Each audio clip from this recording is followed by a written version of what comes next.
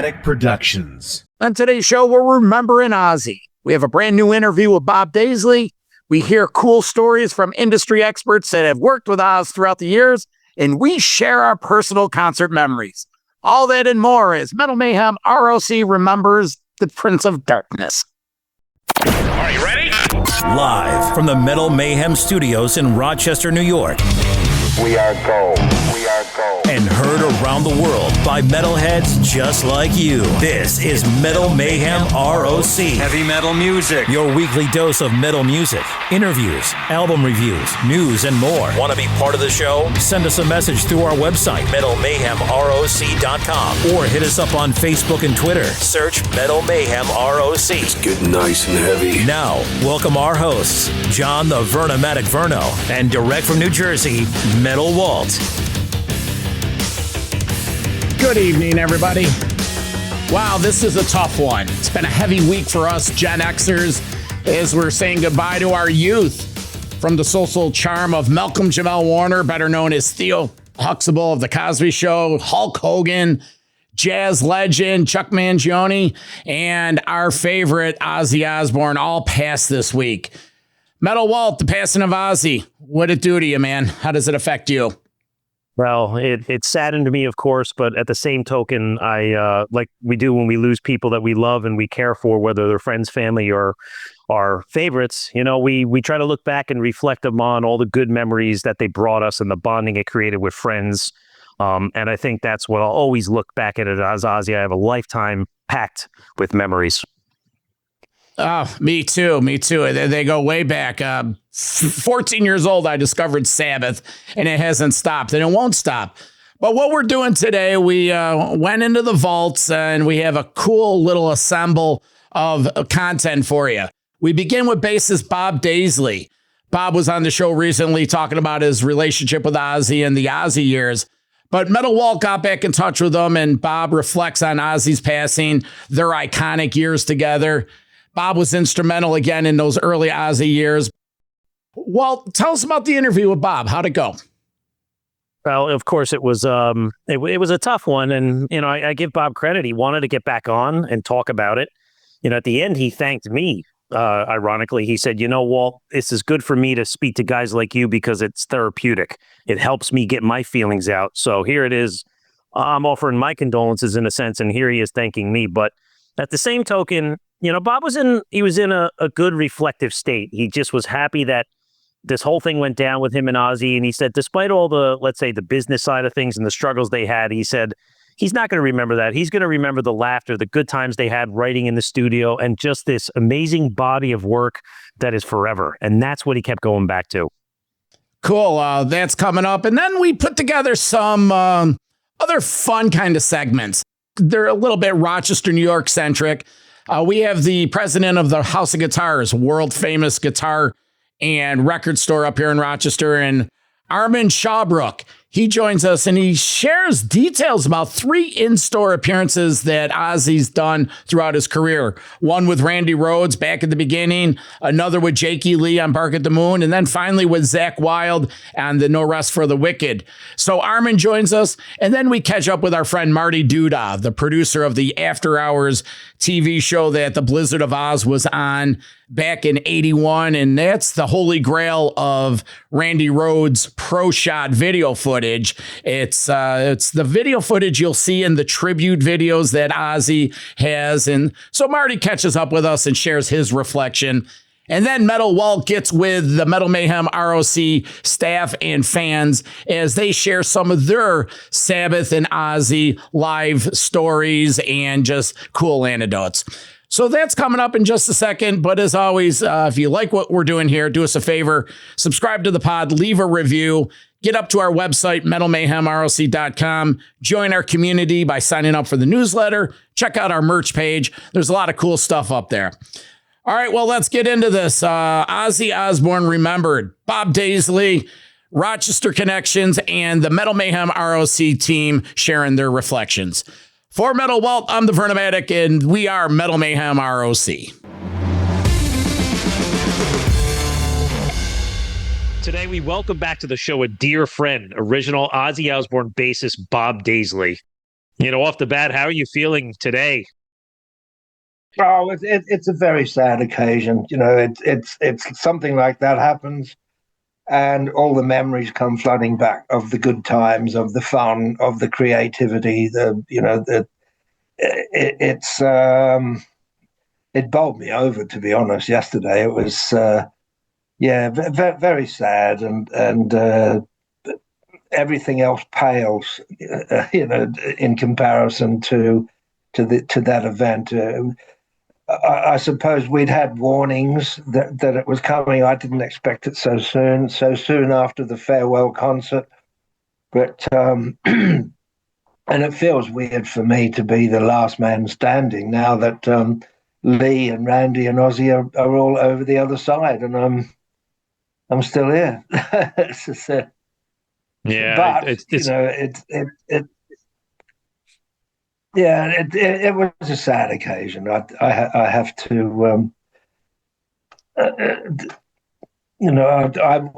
was sort of overcome by memories, but all fond ones. All the nice times, the laughter, the jokes, the nice times we had together, the creativity we had together, regardless of what lineup it was, whether it was Zach, whether it was Jakey Lee, whether it was Lee, Tommy Aldrich, Randy, whatever.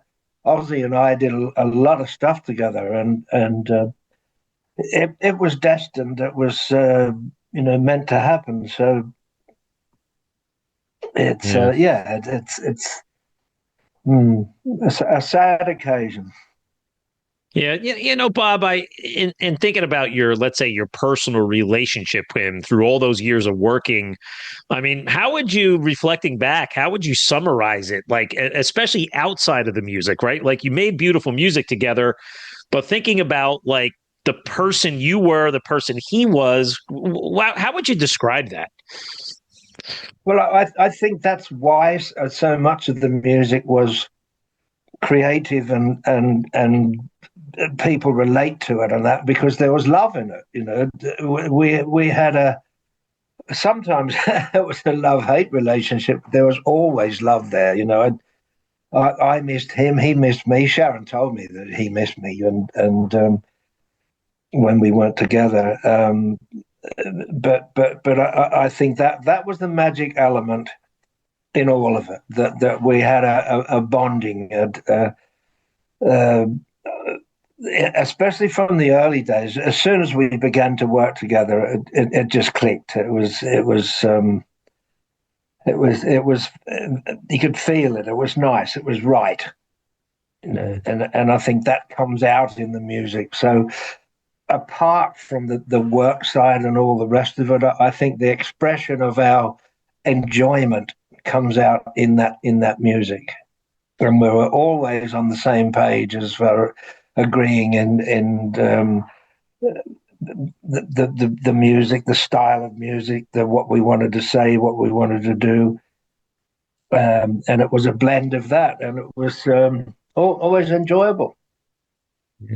Yeah, Bob, being, let's say, a guy like me as a fan, right? And the public, like me, we always saw a certain side of Ozzy. He was either the crazy Ozzy, trying to, doing the antics just to get attention. And of course he had the whole, Prince of Darkness image in a sense, but you know what? I think deep down inside, he was a bit of a goofball, like maybe, trying to get, he was a funny man, right? And I can only imagine what things must have been like when the cameras were off. He looked like a real prankster, right? So, take us back to those days. Let's say what would happen in between the serious stuff.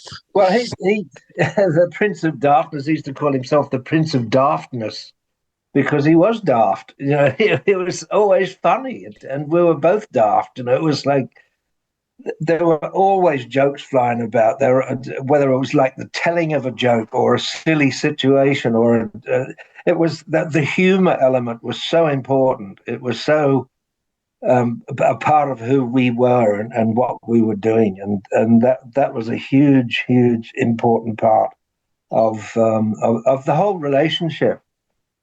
And I think that the fun element and the the enjoyment that we were having came out in the music, and I think that's a lot of what people relate to, and that will outlive all of us. You know, the music. I think there's a certain degree of or part of the music that is timeless, that will outlive us all. You know, it's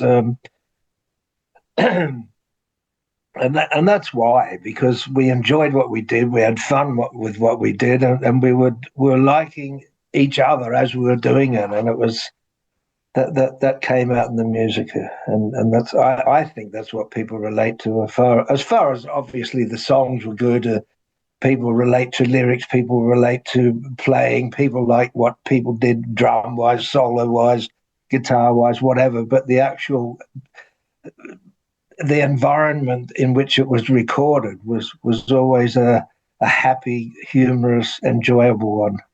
And that comes out as an important element of the music, an important dimension of the music that can be subtle, but it's definitely there.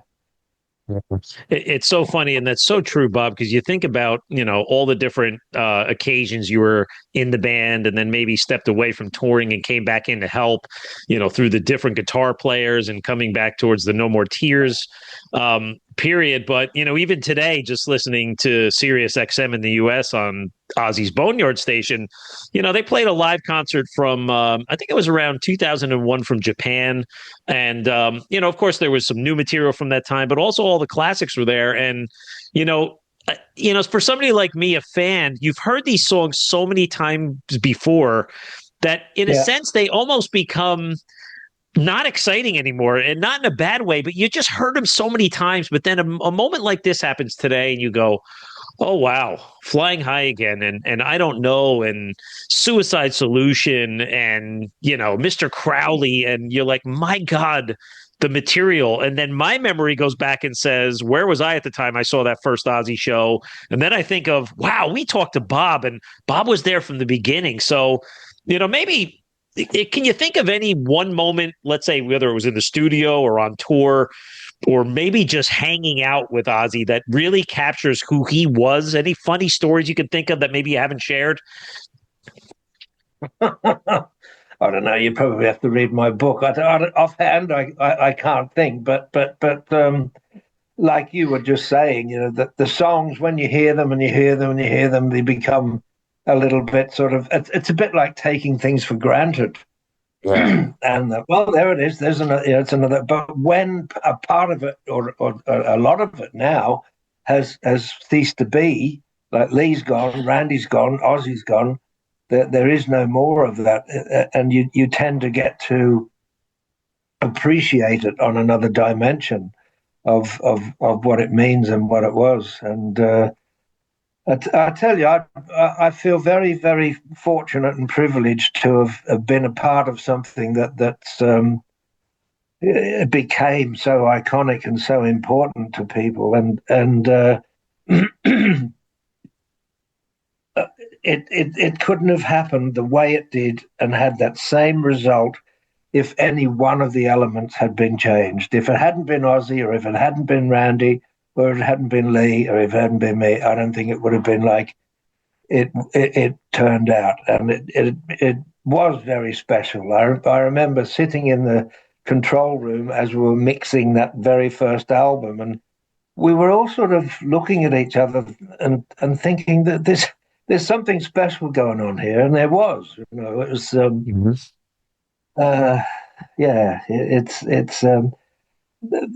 There are many funny stories, many good times, great memories.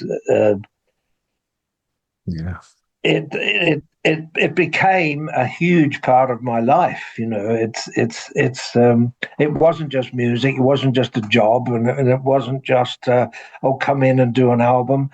There became a real integral part of your life, sort of thing. You know, and that will remain. And the legacy that we've all left, I suppose.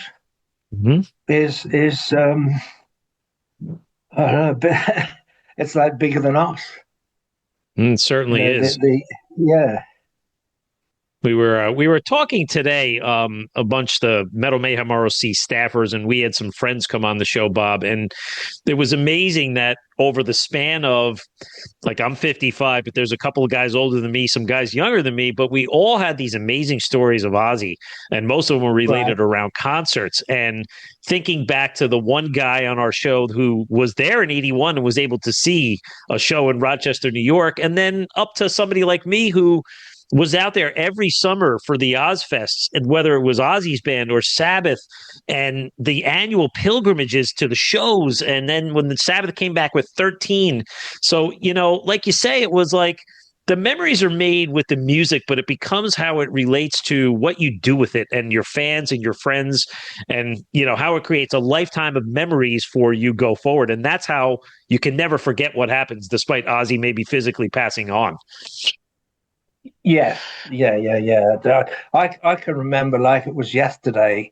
It was just Ozzy and Randy and myself to start with when we were auditioning drummers, and we were writing the material, and we lived in a place down in Monmouth, which is on the Welsh border, the border between Wales and England. And just some of the daftness and silly things we got up to, but we always had a laugh. It was always enjoyable, and it was Ozzy was sometimes in a dark spot because of, it was hard for him to go through the divorce from Black Sabbath. It hurt him a lot, and he was hurting at that time, and we were helping him get over that. And I think by doing what we did, it really did rescue him. I think all of us needed rescuing, and we all rescued each other. Yeah. Was there any serious sides of Ozzy? I mean, again, like you say, he had his demons with addiction. I don't know if there was, mental health struggles there as well. But like you said, just the divorce from Sabbath. But again, we always saw him as the silly guy making pranks. But, were there any vulnerable moments or times in your relationship where, Ozzy was just that kind of broken down human that you would see? Because we never saw it in the camera, right? Well, the thing about Ozzy, and I think that's what a lot of the audiences around the world and over the years have related to, is Ozzy was really just a working class guy, and yeah, he wasn't like your typical rock star type person. He was a working class hero, and that was a big part of his attraction, I think. And he had a very unique sounding voice. I mean, technically, you wouldn't call Ozzy a great singer, but he was perfect for the band, and perfect for Black Sabbath, and perfect for us. You could put a technically better singer in, and it just would not do what he did. It's like replacing Ringo with a virtuoso drummer in the Beatles, and it'd probably ruin it, But yeah, well, Ozzy did. He was a vulnerable human being sometimes, and he had his I suppose demons and worries and fears and all of it, like everybody else does, Yeah. Bob, you talk about the prolific singers, right? And I think of one of my favorite singers of all time is the late, great Ronnie James Dio. I mean, he could sing better than anybody in the world, yet Ozzy on stage was the consummate front man, running around the stage, prancing, throwing buckets of water over his head. I mean, just getting the crowd to the right place. And I think that's what made him so unique. You're right. It wasn't that he had maybe the technical skills of a Ronnie James Dio or a Rob Halford or a Bruce Dickinson, but boy, oh boy, there was nobody like him. And you never walked out of an Ozzy show saying, wow, that wasn't entertaining. It's exactly what you got. That's right. Ozzy was larger than life. He was a larger than life character. He was a real character, and he had plenty of character and personality in his being. And that's something you can't learn. You've got to get that from just being who you are and what you've experienced in life, and that's what he was. I knew him well, and I was very close to Ozzy, and it's a sad day for me, let me tell you.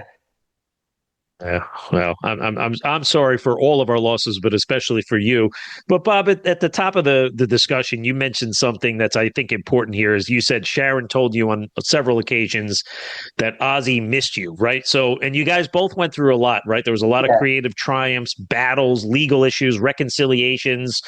But looking back, do you think there was that mutual respect that endured the test of time, despite some of those ups and downs in the business? Yes, I think if either one of us had been like really put on the mat and made to stare at what we'd achieved and what was the most important things, I think either of us would have said the same thing, that we'd come up with some stuff that affected people, got to people, and affected people's lives in a positive way. And it was something for us to be proud of, apart from all the other stuff that went down, whether it was legal issues or credit issues or payment issues or whatever. That's all by the by now. Yeah. Well, Bob, listen, I'm glad you're still around and that you can continue this legacy. And yes, it is sad that you're the only remaining living member of the original band, but that's okay because we call you a friend and we love to talk to you. So I do appreciate your time today, Bob. You've been an important part of Ozzy's legacy, and you will always, for the test of time, continue that. So I thank you for your time today. And I promise that we will get back on later this year and we will do a proper part 2 to talk about all those other things we didn't get a chance to do the first time around. Sure, okay, yeah. And it's nice for me to be able to do this. It's therapeutic and cathartic to be able to speak like this and voice my feelings. It's it's a sensitive time, and it was a big part of my life. So it wasn't always a bed of roses, but the main issues are all positive ones. Exactly. Well, Bob, this has been fantastic, and I really appreciate you freed up your schedule to speak to us today. And I thank you so much, and all the strength to you to get through this tough period. And we will speak to you again down the line. Thank you for your time today. Okay, my pleasure. Let's do that. You take care, and thanks a lot, and thanks to all the listeners. Love you all. All right, this next clip we have an interview with Marty Duda. Marty was the TV producer that put together the show After Hours. You may remember it. It's the from 1981, Ozzy and the Blizzard of Oz in the studio with Randy Rhoads. A lot of this footage was used in that tribute album, the Ozzy tribute album, when he did the videos. It's really the only good footage of Randy playing live. Well, I catch up with Marty again, and he shares what it was, the passing of Ozzy, what it meant to him. Now, Marty's down in New Zealand.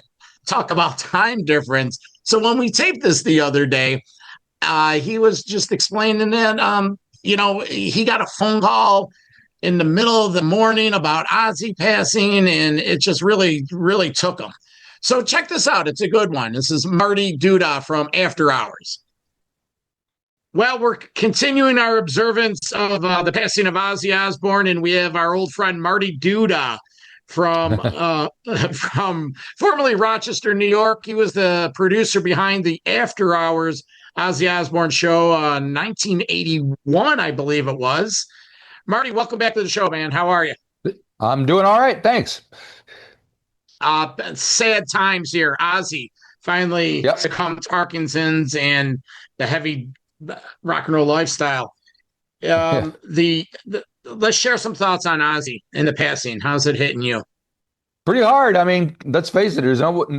I think everyone has their first time story when they heard Black Sabbath. For me, I was going to Boy Scout camp up in Massawepie in the Adirondacks, and it must have been just when Paranoid came out. Up until that time, I was listening to pop music, My favorite band was Gary Puckett and the Union Gap, but don't tell anybody. And then somebody had a cassette of Paranoid that had just come out, and we played that cassette for like the full 2 weeks that we were in the Adirondacks, and I went home. I was a changed individual. I was probably 15 or so. Well, we were separated by 10 years, but I was like 13, 14, and my first tape was Paranoid. And there you go. That's when I found out fairies do wear boots, and there is an electric funeral. But Yep, exactly. Quickly, let's cover. You did the After Hours, and that seems to be the video holy grail of the Ozzy Randy Rhoads era. I believe it's the only one that features Randy actually playing, and it's good quality. So we got lucky. Yeah. What's been the outpour in these years, in the 4 years since we spoke regarding the 40-year anniversary? You probably get inundated all the time for your knowledge and your experience. Where does this stand? Oh, it's right. Well, you're right. Every time a rock star dies, I get lots of calls here in New Zealand. Brian Wilson, Sly Stone, you name it. Yeah, it's ridiculous. So this is the world we live in now, apparently. And why is that? Excuse me, Marty. Why is that? I can understand Ozzy, but why Sly Stone? Why? I've worked in several radio stations here in Auckland and in New Zealand, and so I've become known as this old guy who knows all the old rock star stuff. Okay, fair enough. So I'm the go-to guy for television and radio. That's very strange. Yeah, but Ozzy, it's a mammoth loss, and of course we all watched him, just 3 weeks ago. And, good on him for doing what he did. He couldn't even stand up, and, he did the best he could. And it was a beautiful thing for fans and him alike. So I'm glad that he got that under his proverbial belt before he went off into the great unknown. But, it seems like you couldn't write a better script, actually. You're right. It was just right under the wire. And, Marty, when I was watching that, and it was sort of coincidental because we were celebrating the 40 years of Live Aid, and a lot of the Live Aid and that Back to the Beginning, there's a lot of parallels there. And I paid for the stream, and I watched that throughout the day, and I thought I really enjoyed it. I really enjoyed the what was your take on Back to the Beginning? Well, the first thing, I didn't watch it in real time, but I was getting segments free TikTok and all that stuff. And the thing that really got my attention was the Jack Black clip of Mr. Crowley, because it was a parody of my clip that I'd done at Channel 31 studios. Yeah. And I had no idea that was even a thing, that many people were aware of the clip. So my mind was completely blown once more. And I listened to the whole thing in bits and pieces as we tend to do here. And but I couldn't believe that for the parody clip, they pretty much recreated the Channel 31 studio exactly the way I remember it. Yeah, how was the continuity in the Jack Black version? Because I thought it was pretty good. It was pretty good. I mean, they added a few bits. They didn't do it shot by shot, but they nailed the vibe perfectly, I think. Got really close on the keyboards. Yeah, well, see, now that's because and the shot of mine is a similar shot. I was told not to shoot the face of the keyboard player because the band didn't like him. Was it Don Harry? It wasn't Don. I think it was Don Cost. It was someone else, and it's come out after our interview. All the serious Ozzy, they're the keyboard warriors. Yeah. So what has been the reaction worldwide of that episode? You must have heard from every corner of the world, and just daily. I would imagine daily you hear from people. Not really. I'm down in New Zealand. Nobody knows I'm down here, I don't think. I hear occasionally, not daily, but it's very nice because people are blown away and they love to see the thing. And, and like I said, it's the only it's all about Randy Rhoads up until now, until Ozzy passed, because it was just shot, months before Randy died. So, that was the major thing. And what I remember most, of course, is just being in the studio and making that thing and putting it all together, it was nuts because I was working at WCMF, so we simulcast, and then I just started working at Channel 31. They just started a year previous to that going on the air, so I happened to be in both places at the same time, and it seemed like, well, let's make a TV show and put it on the radio. That's what we did. When Tribute came out, did you own the rights to all that? Did the Osbourne camp get I did originally, but I sold them to Ozzy and Sharon, actually. Yeah.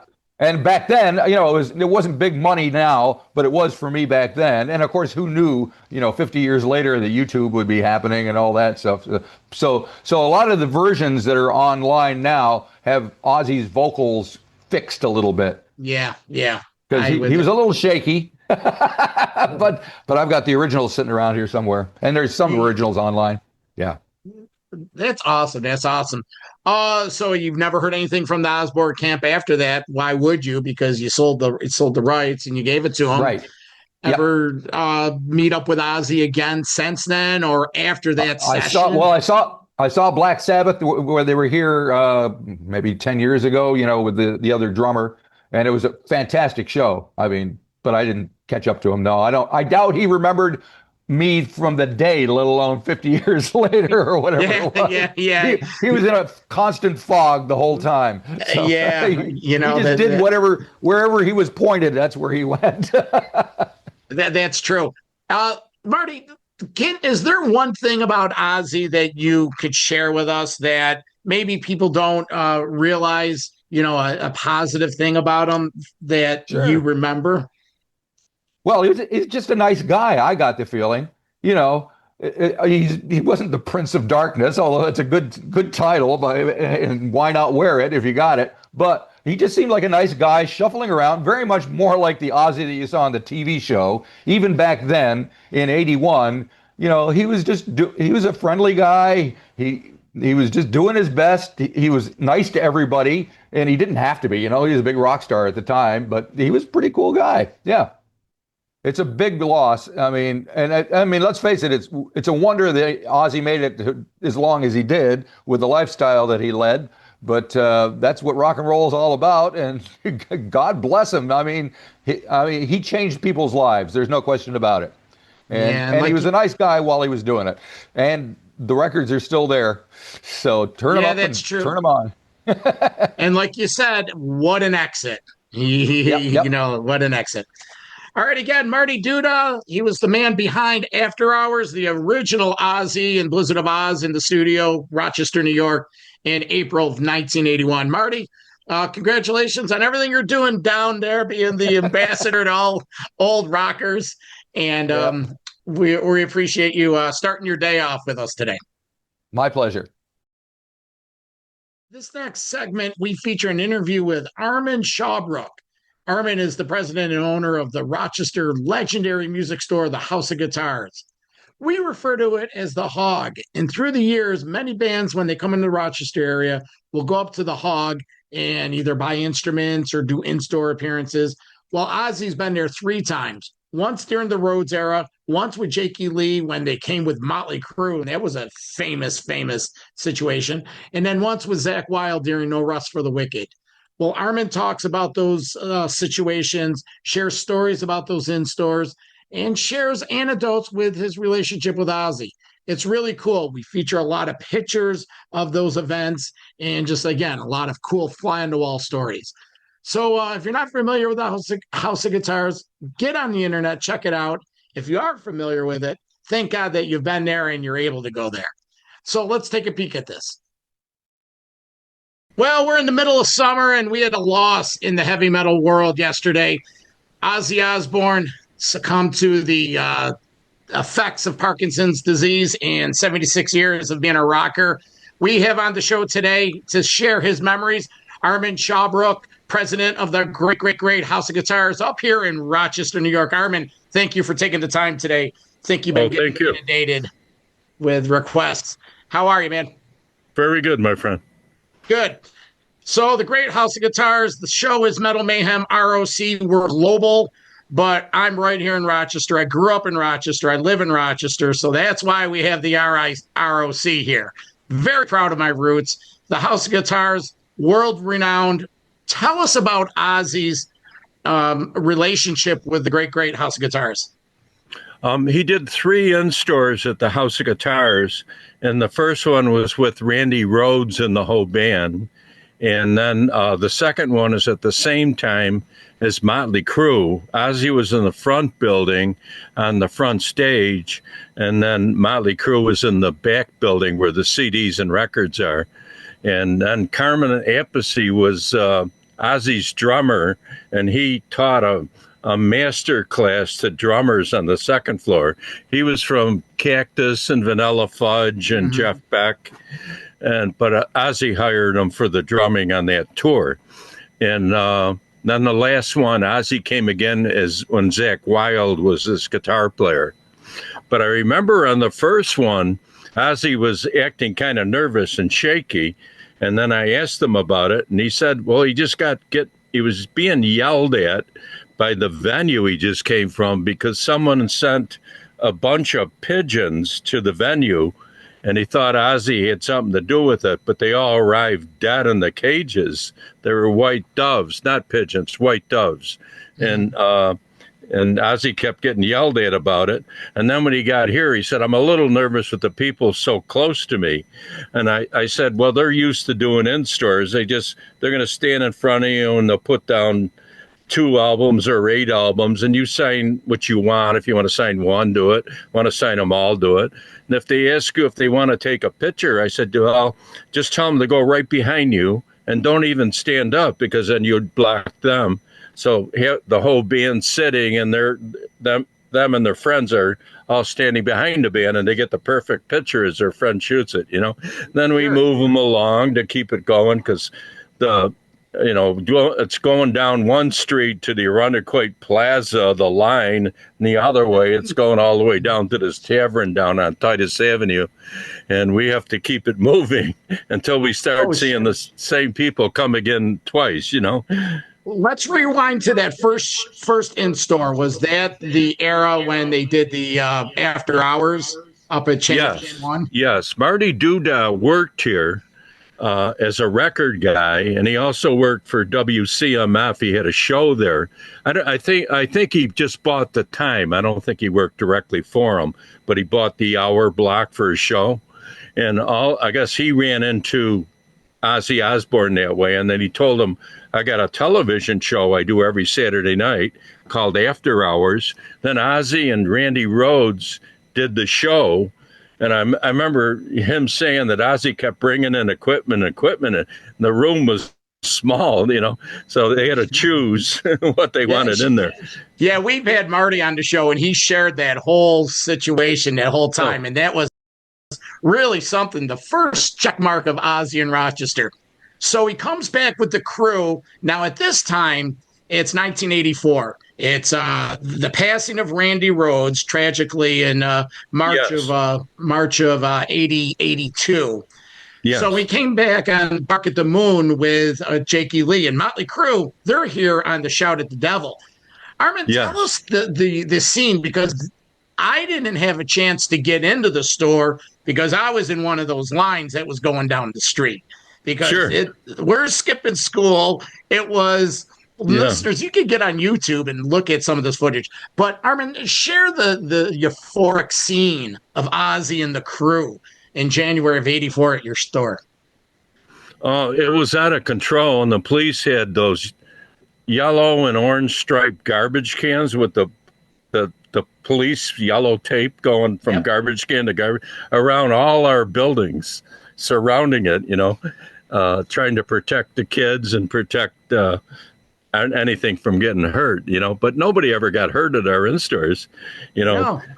And we do stuff like make the line turn for if they push, their power only goes so far. So if you turn the line a few times, it's safer, But I remember Motley Crue, one of them jumped on, we were trying to keep 25 feet because they were next to a brick wall inside the store.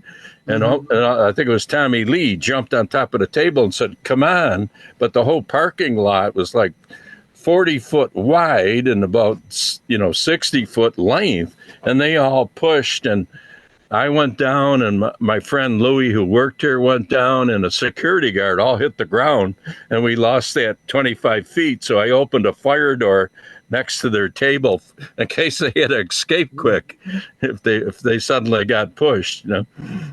Now, I didn't get a chance to get in there. When did you make the decision to cut the meet and greet? Was it just too many people and we got to get these guys out of here? Oh, we never cut it. It went on to the end. Did it? Because I never got in there. Maybe we gave up. I was like 14. I was one of those. Yeah. Because I saw people in line for the second time. They were coming back around again. But and I told Ozzy, these are a lot of the same, but I see some new, and he stayed, and then he said, I need a phone. I got to call Sharon. I don't know what to do. And then he called Sharon, and he had to wade through all the kids because they were in the front of the stage, and they're all grabbing him. He said, I'll be back. I got to call Sharon. Then he got her, and he said, I'm here at House of Guitars. What's supposed to happen next? And we told him we'd take him to the venue if he wants. But Sharon said, no, Ozzy, just sit there and be polite and relax, because the limo's on its way. It's going right to House of Guitars now to pick you up. So don't worry about anything. Two questions. Was Ozzy well behaved? Was he drinking, partying? And what about Motley Crue? How crazy were they? Were they misbehaving at all? Motley Crue jumped on the table. They lost their protection there. We had 25 feet. And, the people that were signing, we let in before the 25 feet. Now, we had a gap on purpose because they're against a concrete wall, and we didn't want them to get squashed. So we had that to protect them, but then I opened the fire door for them to escape. I also started shooting pictures of them. And then the manager was, road manager. He's chasing me around the store and said, they don't have makeup. You can't shoot pictures.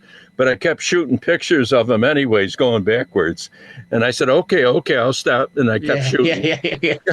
And then later years, they called and asked if they could use those pictures because they're young and handsome back then. They're kids. Yeah, right. What about when Ozzy came back 3 or 4 years later with Zach? Now he's a huge star. This was pre-reality show. He's always been cool with you guys. Tell us about that situation. We always got along with Ozzy all the time because he was just wide open. He showed all his emotion, but he always talked straight. I got along with him great, and so did, and all the fans knew it too. He talked to you, and he'd ask questions to the fans, and they'd answer it. Mm-hmm. He was conversing. He wasn't playing like a big star or anything. He was talking and interested in all of them. Dimebag Darrell was the same way. God bless him, but he always loved his fans first. Sure, and Ozzy was the same way. So, he would not, that's why I say he wouldn't have walked out on the thing. He stayed until, it was obvious they were all repeats, and he had to go for sound check. But he never stormed out of there on any of the three. You might have been kind of later, coming in later after some of them might have even left already. But, he was always in a good mood and always had to call Sharon. He felt safe with her because he didn't know what was going on half the time. But now I remember the kids, it was kind of funny. They're calling their parents on the phone, They're saying, Mom, I just met Ozzy, and he's here at the House of Guitars, and now he's my friend. You got to buy a ticket. My friends are all buying tickets for the concert tonight. And I hear them yelling on the other end, why ain't you in school? It's 1:00 in the afternoon. You skip school. And he goes, all the kids skip school. But Mom, I got to go. I know Ozzy. I know him now. That's it's like awesome. Crazy. When was the last time you had a chance to talk with Ozzy? Pardon? When was the last time you talked to Ozzy? Probably. I didn't talk to him after the in stores, but I know when People Magazine did a story on us, he called them back himself. They wanted a list of stars that appeared at House of Guitars. And, he didn't send his roadies or he didn't have the manager call. He actually called himself. And I thought that was very nice of him because he don't owe us anything. He filled our store with people. I also remember that the show sold out right during the in-stores all 3 times. And I'd say, Ozzy, you just sold out Rochester, New York. And he'd jump in the air with his fingers going and he'd yell to the crowd, I sold out Rochester, New York. And they all cheered for him. They're all happy. That was Ozzy, He was loose and wild. Loose and wild. And that leads me to my last question. If there's one misconception that the general public has about Ozzy Osbourne that you could debunk, what would it be? I don't know. He never bit. He didn't know it was a real bat when they threw it at him. He thought it was a rubber bat. And he said, I didn't think, where did he get a real bat? And he said he just bit it, and then threw it, but he knew something was wrong when he bit it. And then, but he said, I had no idea that they were going to throw a real bat, but it probably did his career, a lot of good because he got huge right then. He was in all the papers as he bit a bat, Yeah, and then then they thought he was real crazy, Yeah, but he said, I wouldn't have bit a real bat, Well, we lost a great one, and it's awesome how our House of Guitars has an integral part of the early Ozzy years. Everything from the after hours to these in-store appearances. So I remember, too, I don't mean to interrupt you, but no, go ahead. I remember he lived next door to Pat Boone in California, and they go to each other's barbecues and got along because Pat has a 50 sense of humor. He's always mocking himself and other people, but he's fun. He did April Love and Love Letters in the Sand and Speedy Gonzales, but they got along. And then he put out that No More Mr. Nice Guy with the leather on and did a Black Sabbath song on it and stuff. Then he was a minister then, and he got in trouble with his congregation. Then his daughter did You Light Up My Life, Debbie Boone. Yeah. Well, no, Pat did a whole metal album. It was some Ozzy. I think he did like a Pat Boone version of Enter Sandman by Metallica and some others. So maybe that Ozzy being neighbors influenced him. So well, again, they went to each other's barbecues all the time. He said. That's awesome. That's awesome. Well, thank you for taking the time, and thank you for the House of Guitars. It's we're global. I'm going to tell you something, Armand. We speak with global stars all the time, and we always end the interview with share something about the House of Guitars or share something about Rochester. It always goes back to the Hog, always, and it's oh, cool. Thank you for saying that, man. It's God's honest truth. And I remember years ago, my sons, they're in their late 20s now. We would go to the House of Guitars. And I remember one time my son Tommy had to be 7 years old. There he was speaking with you in the back. Cool. And I'm like, yeah, this is where we grew up, the House of Guitars. So I think the kids keep me young, talking to them because they're honest and excited about real things.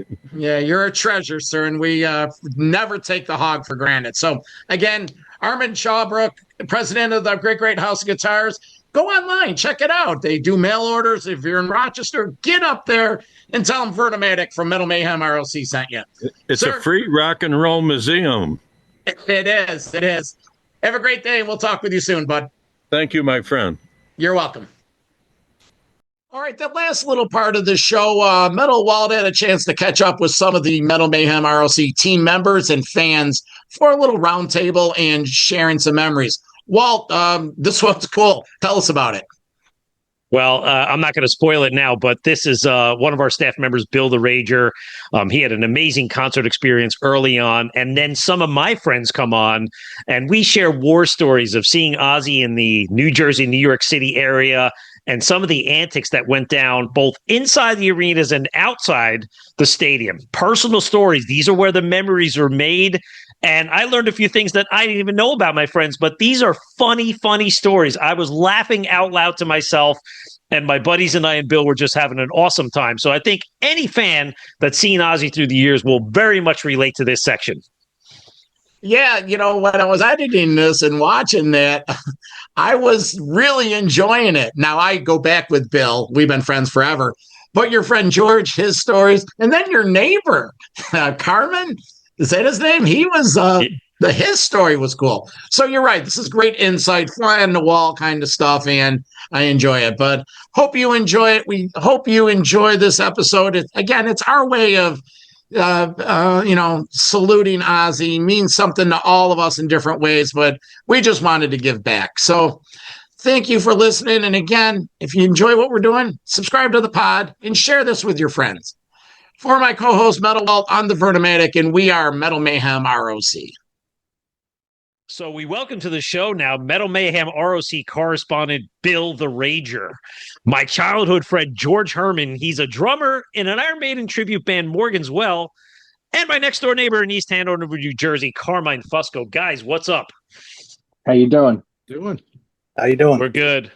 We're all good, man. Hey, listen, we're all big Ozzy fans, and this is kind of a sad day, but it's also a good day because we want to celebrate and go back in time and talk about some of our favorite memories of Ozzy. So, Bill, you're one of these guys that are in rare company that you actually saw Ozzy with Randy Rhoads, correct? I did. Oh, wow. Yes. In fact, I've seen Ozzy many times at solo and with Black Sabbath, but that was my first time seeing him. It was in Rochester, New York on April 29th, 1981. And it was the day after when they did the only pro live footage of Randy in the studio. I'm sure you guys have seen that. It was on a show called After Hours. And anyway, backstory real quick. That show, it was in a 3,000 seats theater. It's like a nice old theater, not really made for heavy metals, for orchestras and plays and stuff like that. And anyway, when the show was announced, my brother went right to the record theater and got in line and got a ticket, but he only got one ticket. And he comes home and he's like, dude, I got a ticket to the show, but it's sold out. And I was like, oh man, why didn't you get me one? And he's like, I only had $10, so that's all I could get was one ticket. All right. So anyway, leading up to the show, I'm thinking I'm bumming, I'm not going because it's sold out and I can't afford to go pay a scalper. I was only 14 at the time. So anyway, then my brother comes up to me a couple days before the show and he's like, hey, listen, every other weekend we used to work for my parents. They had a cheesecake factory. And my cheap ass stepfather wouldn't let us both work at the same time. So it was like every other weekend. And it was coming up on my weekend, but my brother needed cash. And he was like, hey, dude, I'll give you my Ozzy ticket if you let me work this weekend. And I was like, hell yes. So there I was. I'm going to the show. Day of the show, it's like 4:00. And I tell my mom, I'm like, hey, I'm going to a concert tonight. She goes, the hell you are. She goes, you're failing every class and your grades are terrible, so you're not going. And I was like, no way, I'm going. I'm sorry, Mom, but I'm going. She's like, you're not going. She grabs a hold of me and I literally ripped my arm away and I ran out the door and ran down the street and got on a bus and went to the show. And I got grounded for 2 months for that, but I deserved it. But it was worth it. Because this show was sick, man. I mean, it was. I'm very fortunate to have seen Randy Rhoads. And real quick, the show was supposed to be Motorhead opening, but apparently the night before they partied so hard that Lemmy couldn't perform that night. So it was a rare moment for Lemmy because he usually can power through. And we had no idea. I'm thinking, cool, I'm going to get to see Motorhead too because I just got into them right before the show. And this dude next to me is like, hey, Motorhead's not playing tonight. And I'm like, what? Like, come on, man. So anyway, this band comes out and I couldn't even tell you what they sounded like because all of a sudden the crowd just erupted. It started, people were throwing stuff and chanting Ozzy, Ozzy, Ozzy over and over again. It was so loud that you couldn't even hear the band. And I don't know, they look kind of like a new wave band, to be honest with you. But they were called the Iron City House Rockers. Unfortunately for them, they only got through about 1.5 songs and then literally got yanked off the stage. But Bill, what do you remember from the show itself? Like, the interaction between Ozzy and Randy, and just what do you remember? I mean, this is like 53 years ago, 54 years ago, 44 years ago. 44 years ago. There you go. It was, I mean, it was surreal, to be honest with you. Like, Ozzy had the blue shirt with the white fringes and the white pants. And I don't remember exactly what Randy was wearing, but he had the white Les Paul he played mostly. And then he had the Flying V with the polka dots, of course. And then I remember he had white Marshalls. His cabinets were white. And he was phenomenal. I mean, the thing about Randy was he didn't just play, he improvised a lot. So, he, as you can hear on any live recording of him, he doesn't play exact, but he plays close to what's on in the studio. But he was phenomenal. And I remember Rudy Sarzo being pretty awesome too, but he fell down that night. In fact, in his book, he talks about playing in Rochester, and he was all hungover from hanging out with Lemmy and Ozzy and drinking, and he was pretty hungover. So, but he played fine. In fact, they all sounded great. I mean, it was an amazing show. I went all by myself. I didn't see anyone I knew there, even though I'm sure a couple of my friends were there, if I remember. But it was an experience. And just that crowd at the beginning before Ozzy came on, it was insane, man. I thought somebody was going to get hurt. It was so bad. That's an awesome story, Bill. This is an awesome story. I mean, I'm sure you joked about it with your mom later on, but it was well worth the being grounded for 2 months, right? Yeah. The only regret is that I did miss Judas Priest, Iron Maiden, and Whitesnake. I missed that because she wouldn't let me go to concerts until I got out of summer school and was on my way to high school. So that would be my only regret. But if I would have had to pick one of the two shows, I would have picked the Ozzy show anyway. And wow. Yeah. And if you guys ever want to check that show out, there's actually a simulcast of it on YouTube from I think it was WCMF 96.5 WCMF, which was a FM station in Rochester. So I wanted to ask, is that the one that I see the videos of? Because the clothing you're describing is the exact clothing in that video, and I thought that was at some radio place in Buffalo at the time. No, that was the day before. It was the same. It was in the same town in Rochester, but that was the day before, and they recorded that in a studio at Channel 31 Studios. Yeah, just so when you watch that, when Randy goes into his solo on Crazy Train, they put the camera on Rudy, and I'm like, doesn't this guy know the camera's in the wrong place? You should be on the lead guitarist. And what an idiot! Yeah. I know. I remember saying the same thing.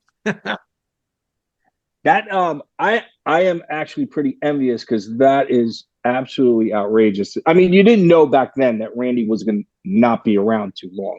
I mean, so it's like a home run for you. The only thing that I can compare to, and it's actually an Ozzy story, but the very first time I saw Ozzy, and this is not my story, was in April of '86, my senior year in high school, and Metallica opened up for him, and I got to see Cliff Burton play for Metallica. They opened up. I felt like, they were just like, I actually went to that concert more looking to listen to Metallica, even though I was a huge Ozzy fan. But actually mine doesn't come close to yours. To see Randy is like, I saw that tour as well. Yeah. Yeah. That was my third time seeing Ozzy.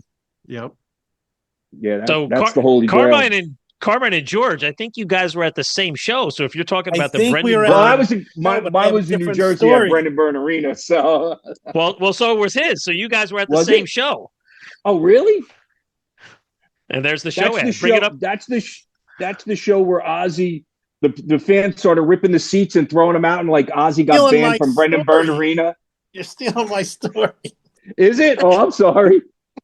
Yeah, but this is great that you guys were there together. This is great. Go ahead, George. I mean, tell the story. But how awesome is this? You guys are meeting together, and you were there. To what Bill was saying, you got one ticket. I'm looking at the ad. I'm like, and I try to remember how the hell did I get this ticket? And back then, you had to actually go. No, you had to go out. I think everybody remembers I had to go out and actually get the tickets. But the tickets here were sold at like Ticketmaster outlets, Record World, and James Way stores for $16.50 back then.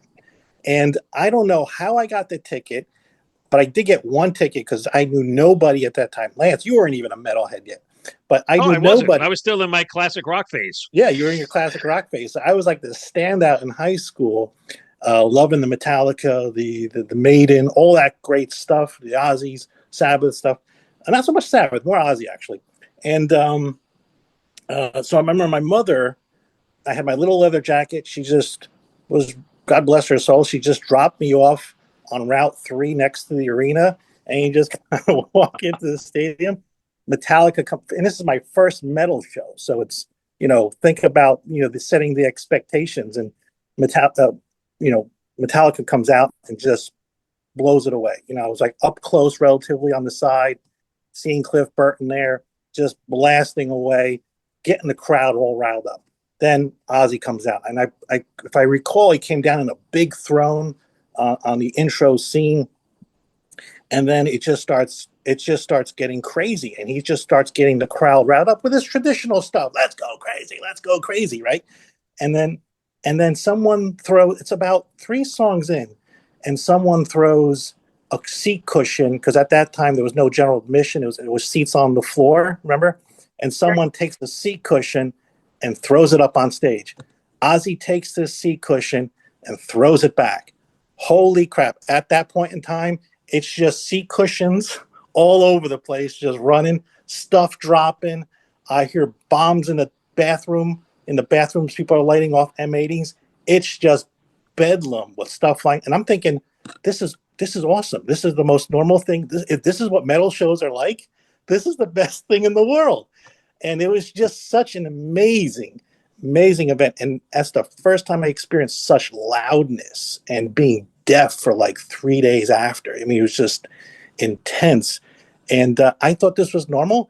And then I go to the hallway, call up on a payphone. Hey, Mom, can you come pick me up? And I just walk my way over to Route 3 and just wait while she just comes in the highway and picks me up. And she goes, how was it? And she goes, wow, really, really cool, Mom. And but what you realize is there was shit happening all over the stadium.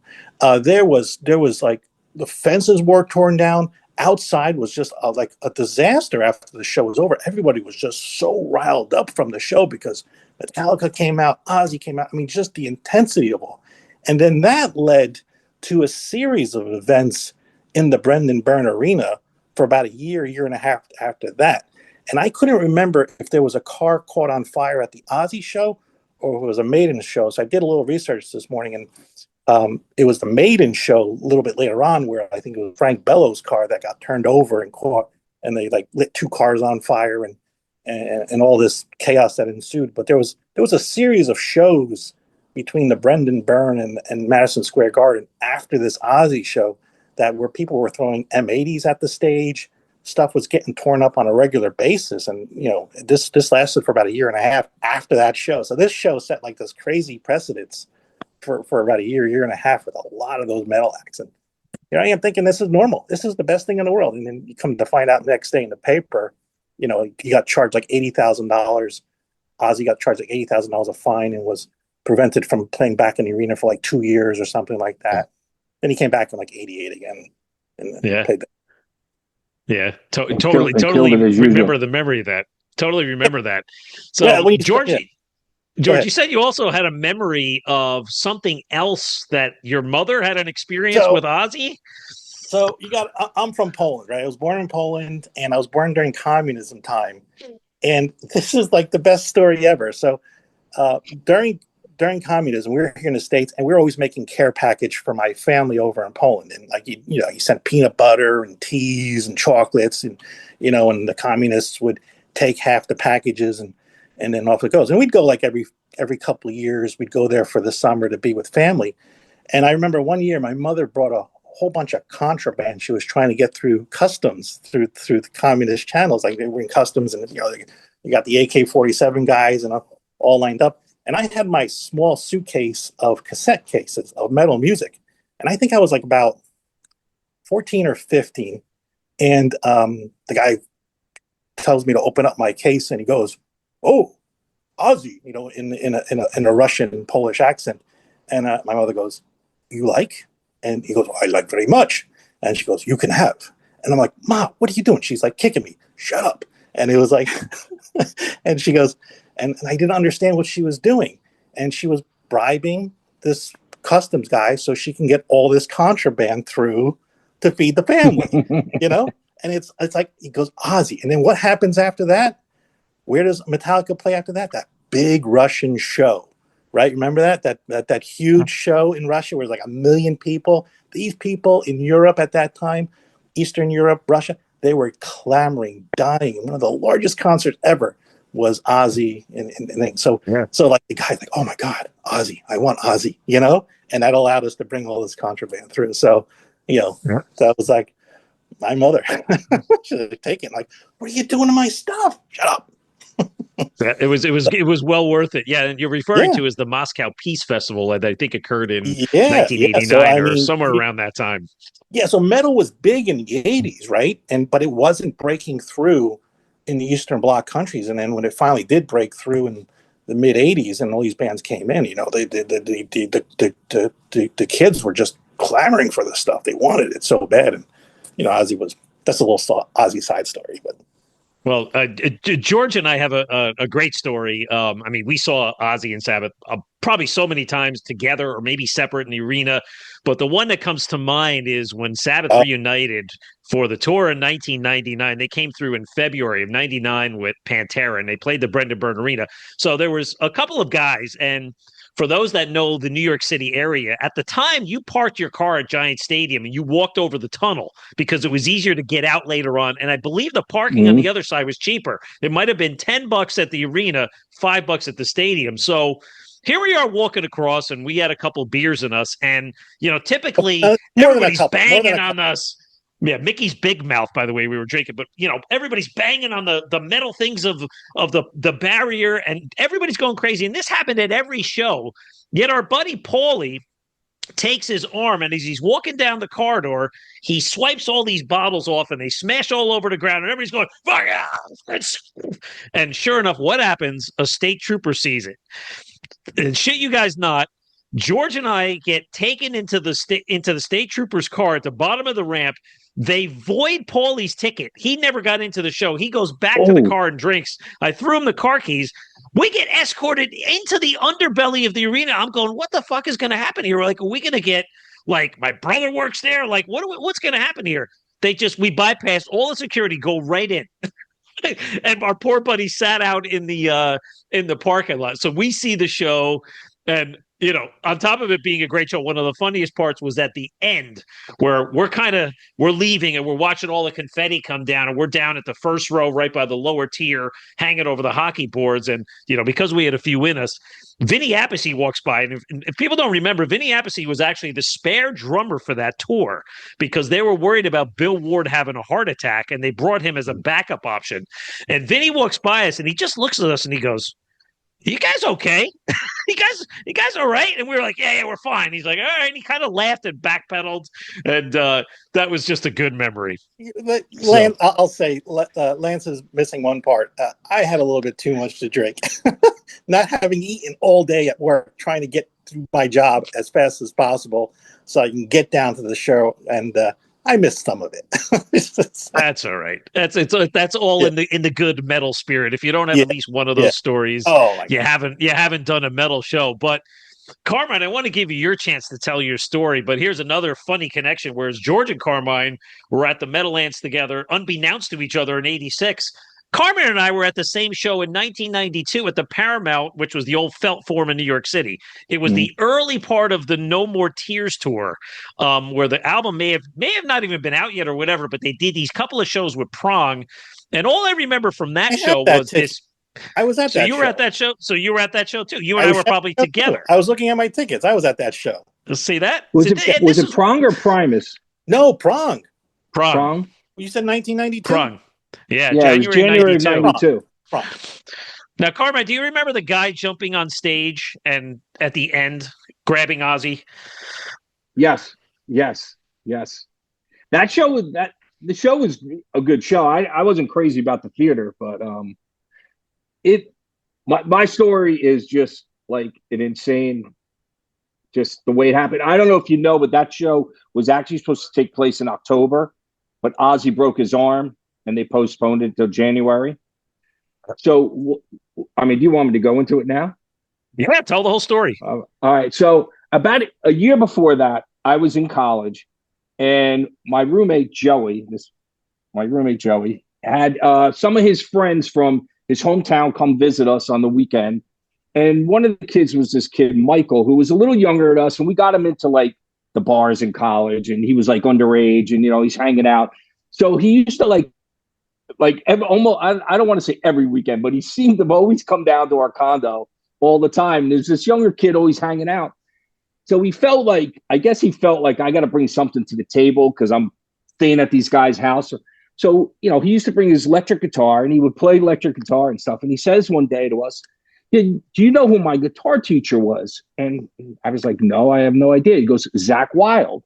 And it kind of clicked because he's from Marlboro and Zach's from Freehold. I'm like, it's possible.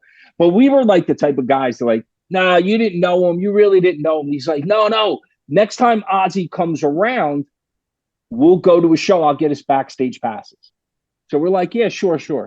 So from when the show got canceled to when it actually went in January, there were two things that happened that year. One, Zach's mother died. She handled all his like fan club stuff. So she handled the backstage passes. So she passed those away. And then something happens to another friend of ours from New Jersey. He was a real hardcore rocker. He was a drummer, knew how to do double bass. If this kid had ever like met the right people, he'd be in a rock and roll band, 100%. The kid's name is Mitchell. So he had played at Birch Hill with his band, and they all went out partying afterwards. And then on his way home, he had two of his buddies in the back seat of his car and his girlfriend in the front seat of his car. Well, he got into an altercation with another bunch of guys in another car because they were laughing because he had like long hair. He was a rocker.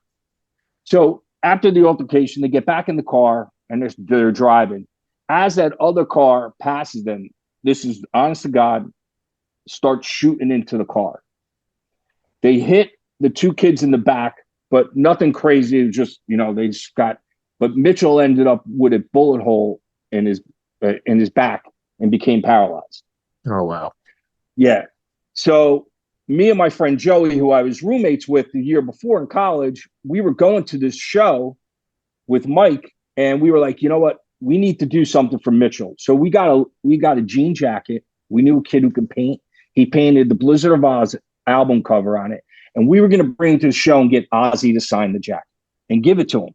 It's a pretty cool gift, I thought, Yeah. So we go to the show, and we go to the area where you're supposed to ask for your backstage passes. And sure enough, Michael's telling the guy, and we're not on the list. Not on the list. So we leave, go across the street, have a beer at a bar. There was like an eatery right there. So we're having beer. Then we're like, let's go back. He's like, let's go back. Maybe it's a different security guard. He'll listen to me. We go back there. Same thing. You guys aren't on the list. You got to leave. So we leave. So we go back. Now the opening band is starting to play. We're like, hey, let's go in. It's not going to work out. We're not getting backstage. Michael's like, no, we're doing this. I got to try one more time. So we go in there. He starts talking.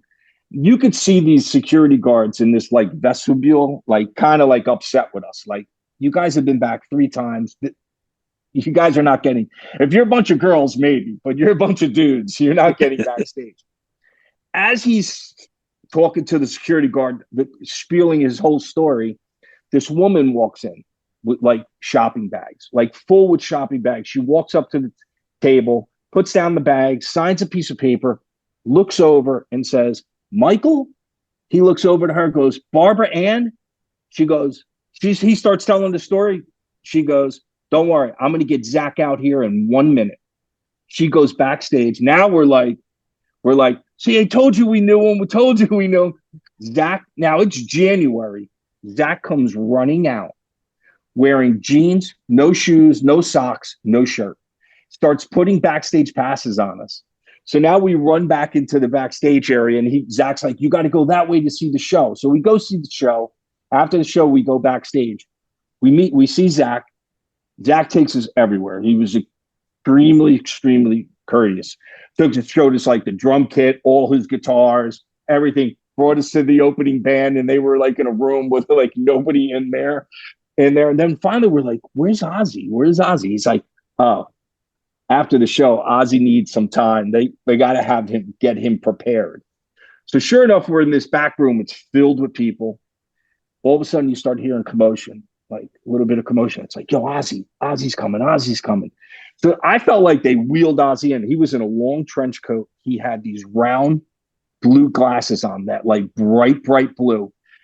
All of a sudden, everybody's partying. It's like the sea is partying, right? Ozzy comes in, and it's me and my friend Joey. Joey's holding the jacket, like straight towards us. It was like perfectly set. My buddy Joey's like, Ozzy, you have to give me a favor. You have to do me a favor. Ozzy looks straight at him with that English accent and goes to him, don't ask me to suck your dick. Just like that. The whole place erupts in laughter. Like, oh my God, what just happened here? Sure enough, Ozzy took the coat. We told him the story. He's like, Mitchell, keep your head up. Ozzy signed it. It was like the greatest moment, but the whole place just knew us as the guys that wanted Ozzy to suck his dick. And it was like insane. But, from a tragedy moment with Mitchell and everything, and we were able to give him that coat. I ended up he went in rehab and all that. 5 years later, I see him at my friend Joey's engagement party. And I'm like, yo, what did you ever do with that jacket? And he's like, I have that thing in a frame sitting over my bed. I was like, all right, at least it went to good use, So that's my Ozzy story. I got to meet him. He was extremely generous. He was kind, but funny at the same time. Well, that's an amazing story, Carmine. I appreciate you sharing that. And I think this just goes for the testament of Ozzy and Sabbath and metal music as a whole. I mean, just look what it does. It makes such memories that here it is 30, 40 years later, we're talking about things like it was yesterday, smiling, laughing. And exactly this is what it's all about. It's the music, it's the camaraderie, it's going to shows together and connecting. So, guys, I really appreciate it. And I thank you for your time today. It's like Ozzy's always been there, right? It's always, like you said, whether it's like an Ozfest tour or he's touring solo or he's getting back together with Sabbath. Like one of the coolest shows I ever remember seeing was out at that Jones Beach, man. I think it was a Sabbath show and it was Slayer opening. And I remember there's like a huge thunderstorm out in the bay there, and Ozzy's playing War Pigs. And I'm thinking, man, how metal would this be? Like, there's lightning going on and a thunderstorm, and you get killed at an Ozzy show listening to War Pigs, like that. There's no more metal than that. Like, I think it's cool you guys are doing this little tribute. I wish we had more time, but I know you got so many people that you want to talk to and get in on this topic. I feel, privileged that you guys asked me to come in and, as one of the original Metal Mayhem ROC founders, I don't want to be too much of a stranger as we move forward, but no, it's just cool I love these conversations, man, because we all have these incredible memories. And like I said, the music's just always with us. And, but I'm also bummed, man. It's really sad when we lose our legends. Exactly. And it seems like more guys are retiring and passing on, and what can you do but appreciate, having them when you have them, and just be grateful when you look back and say, did I do everything I could to support this artist and see them and buy their records? And I think we did. But Mark, you're a lifer like me and all of us. And listen, we just got to appreciate and enjoy these conversations while we have. So I appreciate 100%. You coming on. All right, man. Well, keep the metal flowing, and we got to hit a show soon. And hopefully get back on one time. And we also got to inspire that next generation of metal, Walt. We got to find the young, hungry, the next kick-ass Motley Crue and Ozzy's of the world. They're out there. We just got to get them out there. We're doing our best at Metal Mayhem ROC to find those and spotlight those guys. So there's a lot of good stuff out there. All right, brother, say hi to Vertomatic for me. All right, Mark. See you later, dude. Metal for life. Thank you for listening to Metal Mayhem ROC. Check out our website at metalmayhemroc.com for information on podcasts, archives, links to all our live radio shows, and all sorts of info. Please like, follow, and share with everyone, even your non-metal friends. And always remember to keep it heavy.